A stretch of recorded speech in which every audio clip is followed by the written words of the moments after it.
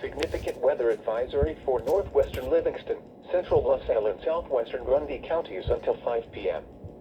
At 4:05 p.m., Doppler radar was tracking a strong thunderstorm near Oglesby, or 8 miles southwest of Ottawa, moving southeast at 30 miles per hour.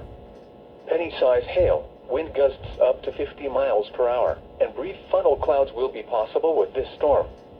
Locations impacted include Streator, Oglesby, North Utica, South Streator, Tonica, Grand Ridge, Cornell, Ransom, Kangley, Long Point, Leonore, and Kinsman.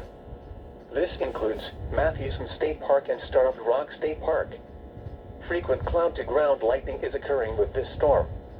Lightning can strike 10 miles away from a thunderstorm.